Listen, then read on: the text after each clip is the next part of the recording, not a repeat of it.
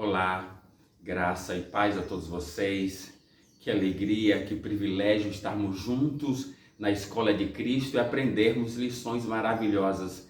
Queridos, aprender com Jesus é maravilhoso e nós vamos aprender com Jesus quando nós buscamos a palavra de Deus. É por isso que o próprio Jesus disse para um grupo de judeus: olha, examinai as Escrituras, porque cuidais ter nelas a vida eterna. Mas aí ele diz: mas são elas que testificam ou que falam de mim. Então, quando eu estudo a palavra, quando eu busco a palavra, eu estou nada mais do que conhecendo a Jesus. E aí, o Espírito Santo foi quem trouxe essa mensagem para os discípulos. O Espírito Santo vai estar nos iluminando para entendermos a mensagem.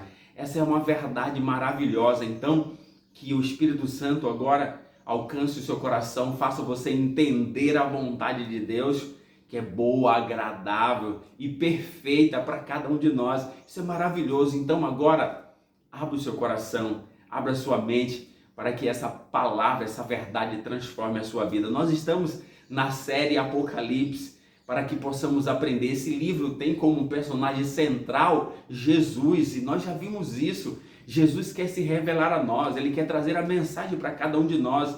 Para isso nós precisamos então entrar com dedicação, com profundidade, com busca incessante. E aí Ele vai se revelar a nós. Voltai-vos para mim e eu me voltarei para vós. Essa é a mensagem de Deus para nós. Precisamos então cada dia compreender isso. E para a gente abrir a palavra de Deus, vamos orar nesse instante. Amado Deus, nós estamos agora com a Tua palavra aqui em nossas mãos, vamos abri-la. Queremos estudar sobre essa série, o Apocalipse, que o Santo e Bom Espírito nos oriente, nos capacite, para que a Tua palavra transforme as nossas vidas. É a nossa oração em nome de Jesus. Amém. Apocalipse capítulo 2.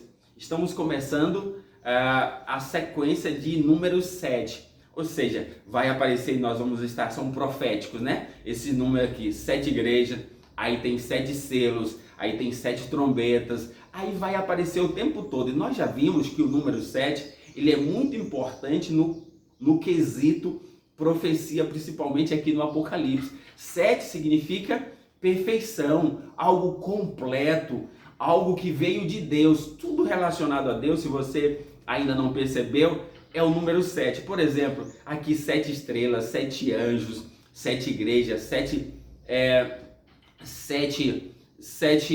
selos, 7 trombetas. E aí, olha para você perceber, em quantos dias Deus fez o planeta Terra? Em 7 dias.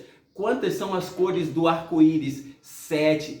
Quantas são as notas musicais? 7. Ou seja, tudo relacionado a Deus é o número 7. E aí, quando a gente observa, só para curiosidade, para você perceber, você já viu, não sei se você conhece, mas eu conheço bem, principalmente na minha região, dizia que o número 7 é o número do mentiroso, sabe? Essa ideia, ela não foi por acaso, essa ideia saiu da mente do diabo. Por quê? Porque o diabo quer que as pessoas comecem a pensar que Deus é mentiroso, quando na verdade Deus é verdadeiro. O mentiroso em todo esse jogo em que nós estamos envolvidos do planeta Terra é o diabo. Ele é mentiroso, ele é o pai da mentira. E aí ele quer atribuir aquilo que ele é a Deus. Então nós estamos aqui, vamos começar. Sabe, aí para você entender, o método que nós utilizamos para estudar a profecia bíblica é o método historicista. Mas existem outros métodos, mas outros que são divulgados com mais facilidade, que as pessoas sabem mais, é o método quando vai se estudar a profecia preterista, ou seja, aplica a profecia só para o passado. E tem outro método também que é o futurista, aplica a profecia só para o futuro, e isso também não dá para encaixar. Então nós, ao estudarmos o método que a gente utiliza, é o método historicista, ou seja, a história vai se desenrolando ao longo dos tempos e vai confirmando o que a Bíblia traz. Aí a gente percebe quanto é maravilhoso, o quanto Deus está no comando e no controle. E aí nós temos aqui, começando essa sessão de 7 igrejas. O número 7 é o número perfeito, não tinha só 7 igrejas, mas era um número que representava todo o povo de Deus, desde Cristo até a sua volta. Então, as sete igrejas nada mais é do que, imagine você, um livro com 7 capítulos. Esse livro é o cristianismo, desde quando Cristo começou seu ministério até a sua volta. Então, cada capítulo da história representa uma igreja. E nós, já quero só acrescentar para você, talvez não vamos estudar todas, mas vamos estudar umas mais importantes. Nós estamos na última igreja, Laodiceia, ou seja, é a última fase, só falta Jesus voltar. Então nós precisamos estar pronto e preparado. Mas eu quero ler para você essa primeira igreja que é importante, que é a igreja que marca o período do início do cristianismo. De quem? De Jesus, e aí depois os discípulos, e chegamos até o ano 100. Então a primeira igreja, a igreja de Éfeso, vai do ano 31, a gente diz ali do ano 30, até o ano 100. Ou seja, esse é o período que cobre essa igreja, a primeira igreja. E diz assim um relato para a gente trazer algumas coisas com relação a esse período dessa igreja de Éfeso, que é caracterizado exatamente pela igreja dos discípulos ali que seguiram a Jesus. Diz assim o texto bíblico, capítulo 2 em diante: ao anjo da igreja em Éfeso escreve. Éfeso significa desejável, tá? Então era uma igreja desejável, era a igreja que Deus desejava ao longo da história.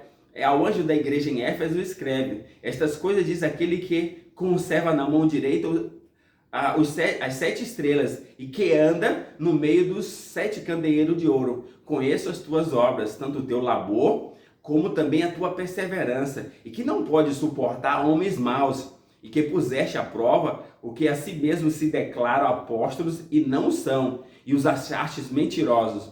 Verso 3: e tens perseverança, suportastes prova por causa do meu nome, e não deixastes esmorecer. Aí verso 4 é a reprovação.